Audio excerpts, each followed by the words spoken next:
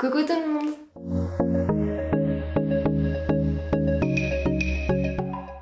Alors je vous retrouve pour le troisième et dernier épisode de ma petite série de vidéos sur les préparatifs du marché artisanal. Si tu débarques sur ma chaîne et tu vois pas du tout de quoi je veux parler, en fait il y a quelques temps de là, il y a à peu près un mois, j'ai repéré un marché artisanal et sur, on peut dire, un coup de tête. Même si ce n'est pas vraiment un, c'était un projet que j'avais depuis pas mal de temps. Mais c'est vrai que là, l'opportunité s'est produite. Donc je me suis inscrite pour participer à un marché artisanal pour vendre mes créations. Mais le thème était sur l'art de la table. J'avais absolument rien à proposer dans ce thème là. On s'est tout de suite mis à réfléchir à des produits pour pouvoir participer. Et je m'étais dit que c'était une super idée de partager ça avec vous. Même si c'est une grande première, même si j'avance dans l'inconnu et dans l'aventure, ça me ferait un super souvenir sur YouTube. Et en même temps ça pourrait vous faire un contenu super intéressant pour que vous puissiez voir en fait sur quel point on a plus eu de difficultés, comment on a procédé. Même si encore une fois je le redis, voilà, c'était une grande première. Et vu que le temps était très court, on avait un mois pour produire de nouveaux produits, c'était super compliqué au niveau des fournitures, etc. Si tu es intéressé par ces vidéos, je te les remets dans le petit i. Je vais mettre quelques défilés, mais voilà, ça sera en haut de l'écran où tu pourras retrouver la partie 1 et la partie 2. Et c'est vrai, en fait, je voulais continuer de vous filmer le processus, car vous voyez absolument pas tout. Mais on était tellement juste niveau temps que j'ai dû arrêter en fait de filmer. J'avais plus le temps, j'avais aussi plus l'énergie pour être honnête. En fait, de filmer, ça prend un temps de ouf. Il faut réfléchir au plan, placer la caméra à chaque fois. Puis moi j'aime bien aussi réfléchir au montage, me dire attends, quand je vais découper le papier ça pourrait être un timelapse, après il va y avoir un timelapse de ça, après bon là ça serait bien que je fasse un petit point en face cam. Du coup réfléchir à tout ça, ça prend vachement de temps, aussi d'énergie mentale. Et c'est vrai qu'à force on saturait de ouf, même après le montage vidéo, les vidéos je les sors le dimanche, mais il fallait que je consacre en fait l'après-midi du samedi, voire la nuit entre le samedi et le dimanche pour faire le montage vidéo, pour sortir la vidéo le dimanche. Et c'était vraiment plus possible, enfin, à contre-cœur j'ai dû arrêter de filmer la suite des aventures. C'est pour ça que là c'est le dernier épisode, l'épisode un peu bilan, où je vais aussi vous montrer le stand au marché artisanal. Et puis pour être honnête avec vous, c'est vrai que la fatigue devenait de plus en plus présente, le stress aussi, l'angoisse.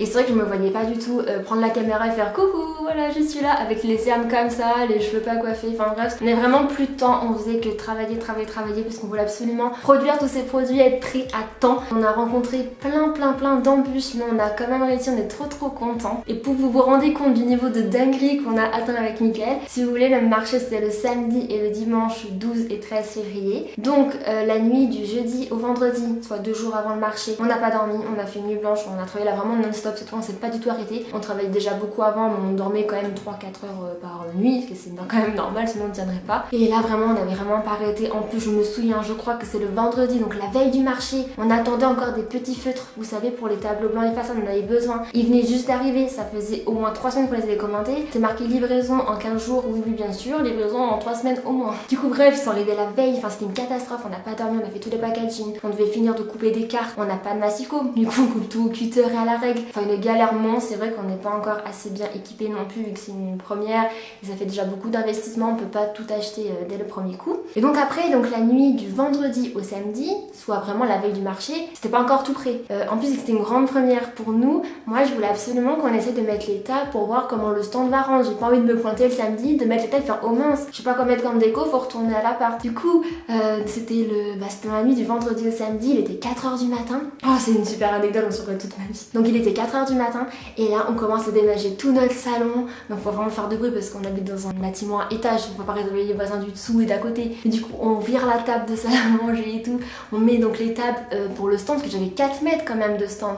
4 mètres dans un salon, c'est pas très facile non plus à mettre. Donc on a fait une espèce de U, fallait qu'on s'entraîne pour voir les draps, quelle déco on mettait. Pareil, heureusement qu'on avait repassé les nappes au préalable, parce que là franchement je voyais pas repasser à 4h du matin alors que c'était le jour J. Le marché il débutait à 10h le samedi. Et là on était le samedi à 4h du matin. Fallait au marché vers 8h30 je crois pour les exposants. Et bref là on a tout installé, comme ça on a vu quelle déco on mettait où, comment on organisait le stand, on a fait 2-3 photos, hop on a tout remballé. Et après Mickaël m'a dit faut mieux qu'on charge la voiture là tout de suite tant qu'on est encore un peu éveillé, parce qu'on va presque pas dormir quoi. Donc on a chargé la voiture, il était peut-être 5h du matin, dehors il gelait. Ah je me souviens, il faisait beau toute la semaine, donc je croisais les doigts pour le week-end, je dis ah ça y est c'est bon les gens, il va faire beau, ils vont sortir. Le samedi à 5h du matin il gelait, j'ai dit non mais c'est pas possible, il va faire super mauvais. Et ouais, le samedi il faisait pas très beau, donc bon, c'était pas tip top. Mais bref, on a chargé. Heureusement, il n'y avait pas trop de grosses caisses vu que c'est une première fois. On n'avait pas non plus des tonnes et tonnes de produits comme les autres artisans commerçants. Nous, on avait quelques caisses, donc on n'a pas trop peiné à changer la voiture. Mais après, on a été se coucher peut-être vers 6h du matin pour se lever à 7h30. Bref, c'était quand même une très bonne expérience, même si ça a été assez dur au niveau donc, du sommeil. Voilà, franchement, je regrette pas. Hein. Si c'était à refaire, je referai. Je pense que c'était un peu trop au dernier moment, je pense, vu que un mois avant, on peut croire que c'est long, mais en fait c'est très peu pour concevoir de nouveaux produits, avoir le concept, après le réaliser niveau graphique sur l'ordinateur et ensuite passer à l'exé, enfin imprimer, découper, etc., emballer, ça prend vraiment beaucoup de temps. Mais j'avais pas vu le marché avant et c'était tellement un rêve que je me suis dit je me lance pas, je me lance. Et juste pour continuer l'anecdote du sommeil un petit peu plus loin, mais après je vous jure j'arrête de parler de ça, il faut pas croire que je me plains parce que franchement je regrette absolument pas, mais c'est juste que je trouve quand même qu'on a vraiment montré d'une très grande détermination et on s'est vraiment donné là à 4000% sur 100. Enfin vraiment là je pense que personne pourra dire qu'on a fait ça comme ça et tout en 2 jours. Enfin on a vraiment tout donné. Mais en fait le samedi, finalement on n'a pas été tant fatigué que ça. Puisqu'on avait l'adrénaline, je pense, l'excitation, le retour des gens positifs. Là, je vous en parlerai à la fin de la vidéo quand je ferai un petit bilan. Mais c'est vrai que le samedi, on s'est dit, faut peut-être faire du restock. On n'a peut-être pas assez, là, on n'a pas eu assez de temps de faire tout ce qu'on voulait. Surtout que tous les artisans nous disaient, ouais, le dimanche, il y a souvent plus de visiteurs. Donc c'est là où on vend le plus. On était, ah ouais. Vu que le samedi, on avait déjà pas mal vendu, on s'était dit, bon, le stand va être tout vide si on n'a plus rien. Parce que si on n'a plus rien en stock derrière, pour alimenter le stand... ça fait vite un stand vide et je me voyais pas avoir un stand tout vide. Ça franchement je trouve que c'est pas tip top. Même si quand il y a un stand vide ou au magasin quand on voit un rayon vide on se dit oh tiens ça a été victime de son succès. Mais là je trouve que je trouve que c'est mieux un stand bien présenté où il y a quand même les produits qui sont présents sur la table. Donc le samedi, rebelote, on a reproduit des produits, on a redécoupé tout ça, réimprimé et tout. Et j'avais dit à Mickaël qu'on se couche à minuit, hein, pas plus. Mickaël, faut qu'on se repose quand même. Oui, je crois qu'on s'est couché vers 4h du matin encore, que ça prend vraiment beaucoup de temps. Bien plus encore qu'on ne le pense. Mais voilà, le dimanche j'étais un peu plus fatiguée, mais super bonne expérience. Après on s'est bien reposé le lundi pour reprendre des forces. Bon, maintenant que cette intro à rallonge est terminée, je pense que vous avez compris pourquoi je n'ai pas pu continuer de filmer la suite des coulisses et je pense que vous ne m'en voudrez pas, donc ça va, ça me rassure. Je vais vous montrer maintenant les produits finaux, comment ils se composent et voilà à quoi ils ressemblent. Je vous montre tout de suite ça sur mon bureau. Alors on a tout d'abord ce lot de 4 sets de table qu'on peut bien sûr utiliser comme set de table pour poser son assiette, ses couverts, son verre pour ne pas abîmer sa table. Mais lorsqu'on les dispose comme ceci, vous voyez que le lot de 4 sets de table se transforme en un grand jeu de plateau d'ambiance. Ce jeu, on l'a intitulé le jeu des 7 parties puisqu'il se passe donc sur des sets. Et il est jouable pour les joueurs de 12 ans et plus, 3 à 12 joueurs donc seuls ou en équipe et pour une durée de 30 minutes à 1h30. Il y a donc 4 zones différentes, une par set. La première zone, c'est la zone Explore Ranger. Chaque zone est expliquée juste ici dans les règles avec les mini-jeux, 3 mini-jeux par zone. Et je vais vous donner un exemple pour que vous puissiez un petit peu mieux comprendre. Dans cette zone, vous pouvez par exemple aller devoir chercher un objet de la couleur orange. Le premier qui ramène un objet de cette couleur gagne. Puis dans la seconde zone, qui est la zone défi, défait et défaut, c'est plutôt de l'action, de la vérité, par exemple, tenez le plus longtemps sur une jambe. Ensuite, la troisième zone, qui est la zone cuisse et tout, comme le petit jeu l'indique, c'est plutôt la zone culture générale, où il faut réfléchir, par exemple, citer 3 personnages de bande dessinée le plus rapidement possible. Et pour finir, la dernière zone, la zone très rapide, c'est la zone artistique, où il faut donc dessiner, mimer, fredonner. Et du coup, le but du jeu, c'est de se positionner sur un point de départ. Comme vous le voyez ici, c'est le point de départ du joueur 1, ici du joueur 3, du joueur 2 et du joueur 4. Donc on place en fait un pion sur le point de départ. Moi, je suis le joueur 4, imaginons je dois faire tout le tour du plateau et revenir à ma case départ pour gagner le jeu. On fournit avec le lot des 4 sets de table donc 4 petits pions aimantés comme ceci que l'on peut du coup clipser sur le frigo pour ne pas les perdre. Il y a 4 couleurs différentes et les couleurs sont variables d'un lot à un autre. Il y a aussi un petit feu donc effaçable pour tableau blanc puisque vu que les sets sont plastifiés, on peut dessiner ici dans le carnet à dessin et gommer à l'infini. Et il y a aussi un dé qui est fourni. Bon, celui-ci n'est pas aimanté puisque ça fausserait le dé. Mais comme vous pouvez le voir, ici c'est la cible au dé. Il faut toujours lancer le dé dans la cible, comme ici, pour que le score en fait soit comptabilisé. Et s'il arrive au centre, on fait x2 en fait au score du dé. Puis là-haut, c'est le tableau des scores. Une fois que vous réussissez en fait un mini-jeu, vous marquez un point dans votre colonne, ce qui vous permet de donner des handicaps aux autres joueurs et donc de remporter la partie plus rapidement. On propose 2 variantes pour que les parties soient plus pimentées. Une variante où les points peuvent être utilisés à d'autres usages et une variante pour les adultes où les handicaps, en fait les petits gages, peuvent être remplacés ou additionnés avec des shooters. Si les 7 parties vous intéressent, ils sont disponibles au prix de 20 € sur ma boutique. Ensuite, on a le produit des sous-verres ludiques. Ce sont des petits paquets comme ceci avec 4 sous-verres différents, fournis donc avec 2 feutres effaçables. Encore une fois, ce sont des sous-verres en fait avec des mini-jeux. Par exemple, vous êtes à l'apéritif et vos convives sont arrivés, vous n'avez pas fini encore toutes les petites préparations en fait en cuisine. Vous mettez ça en fait avec le petit verre d'apéritif, les feutres effaçables et vos convives en fait vont s'amuser à faire les petits jeux. À chaque fois, il y a 2 jeux différents en fait par sous-verre, expliqués avec des petites règles très synthétiques. On a la version avec donc les mini-jeux très simples, accessibles par tous. Comme vous pouvez voir, il y a le puissance 4 par exemple et la déclinaison avec le SOS. Voilà, je vais pas vous expliquer tous les petits jeux, je vous laisse la surprise, mais voilà, vraiment des petits jeux super ludiques, franchement trop cool à jouer à 2 et à plusieurs. Et on a la version aussi bataille navale qu'on a intitulée l'abordage de l'apéro, où en fait, voilà, comme la bataille navale, on place ses bateaux, on doit deviner où sont les bateaux de l'adverse. Mais au lieu de placer des bateaux, ici on place des aliments de l'apéro, comme des chips ou des pretzels. Les sous-verres se présentent comme ceci, donc il y a les 2 mini-jeux à chaque fois.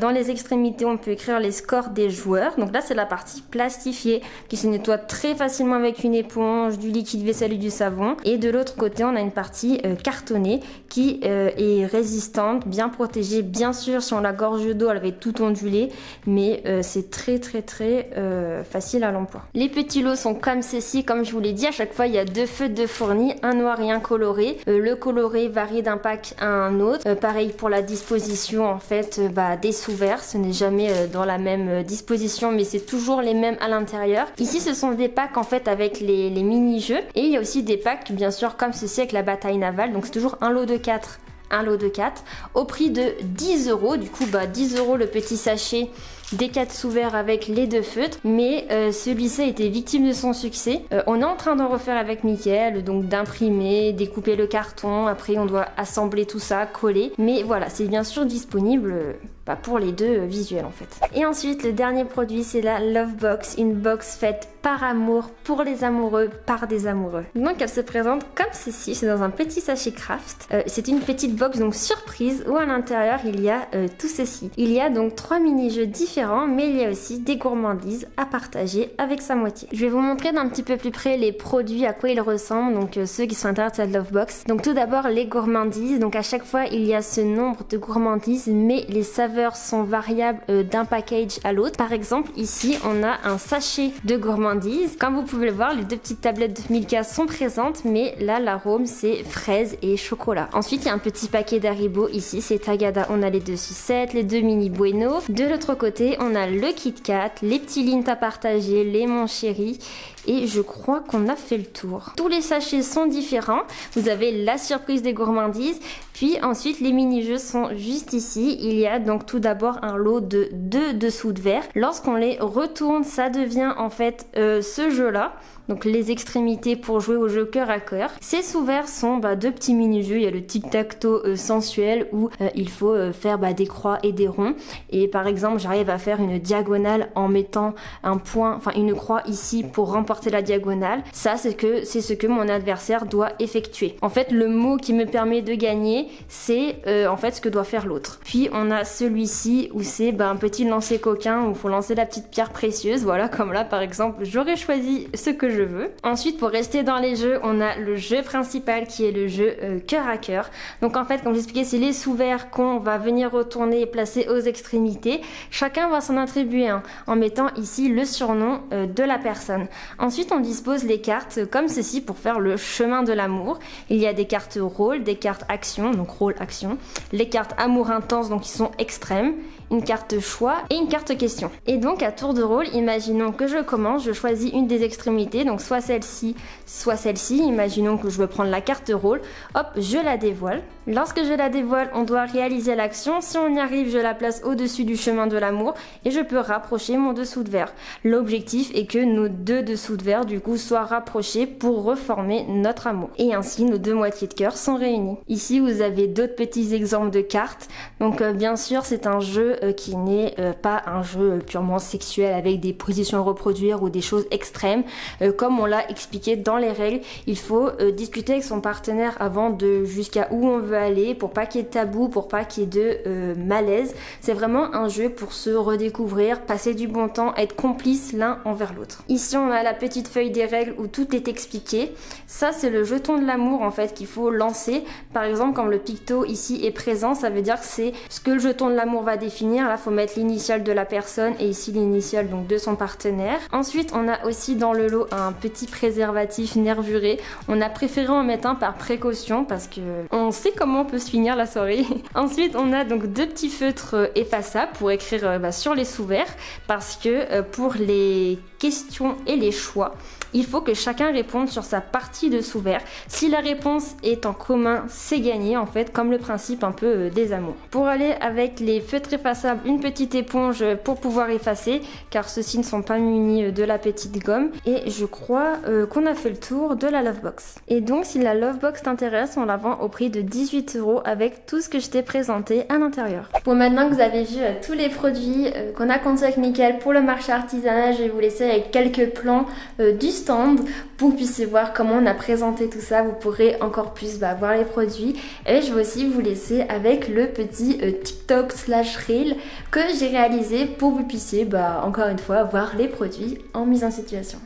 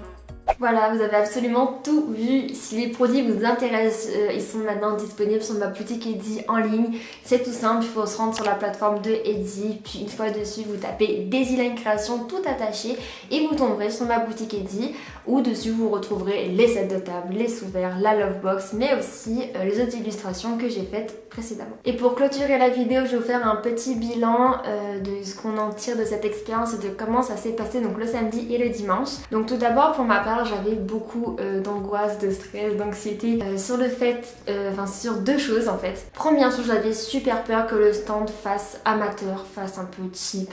Je fais beaucoup de marchés artisanaux, en tant que visiteur, beaucoup de marchés aussi nocturnes le soir, et j'aime beaucoup les stands de tous les créateurs et tout ça. Et j'avais tellement peur en fait que ça fasse la petite, la jeune du coin avec sa pauvre nappe et ses 3 petites bricoles. Je voulais que ça fasse quand même professionnel, mais c'est une première fois, même si c'est un peu avec le bricolage entre guillemets.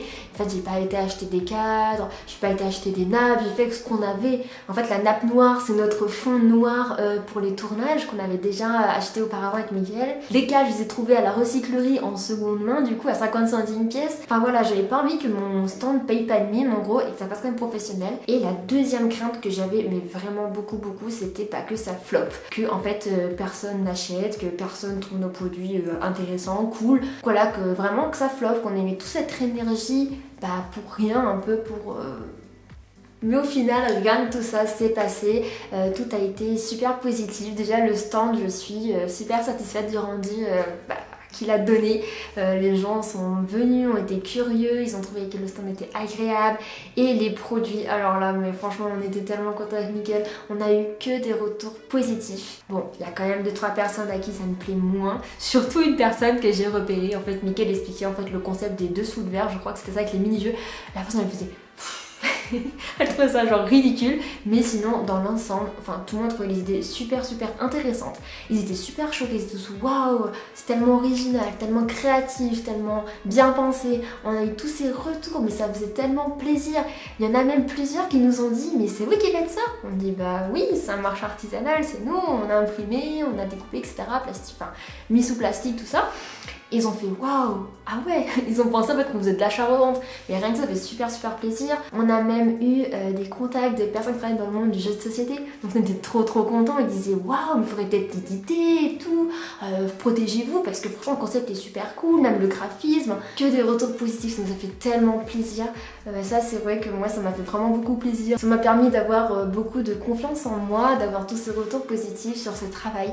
Vraiment on était trop contents avec Mickaël. Voilà, et niveau de vente, on est aussi satisfait. On n'avait pas d'a priori parce que vu que c'est une première fois, on ne sait pas trop à quoi s'attendre, mais on est quand même content. Déjà, on est rentré dans nos frais, donc tout ce qu'on a investi en matières premières, c'est remboursé. Donc ça, déjà, c'est l'essentiel. On n'est pas dans le négatif. Et en discutant avec les autres artisans qui étaient présents, c'est vrai que par rapport à certains, on a fait quand même plus. Il y en a vraiment, ça n'a pas du tout fonctionné, les pauvres. Il y en a, ils ont fait 50 €, 100 €. On a quand même fait un peu plus pour une première. On est content pour 2 jours. Et c'est vrai que par contre il y avait vraiment très peu de fréquentation. Le samedi il y avait presque personne, mais vraiment il faisait froid, c'était un peu démoralisant, mais on était tellement contents d'être là. Et le dimanche on va dire c'était à peu près pareil. Nous sur les 2 jours en calculant on a vendu autant le samedi que le dimanche. Donc ça veut quand même dire que nos produits nous plaisent au grand public. Et ça on est vraiment super contents. Je crois que je vous ai tout raconté, maintenant je vais vous laisser passer un très bon dimanche. Et si la vidéo t'a plu, bien sûr n'hésite pas à la liker juste en dessous, mais aussi à t'abonner pour suivre mes prochaines vidéos. Je vous fais à tous de gros bisous et je vous dis à très vite dans une prochaine vidéo. Bisous.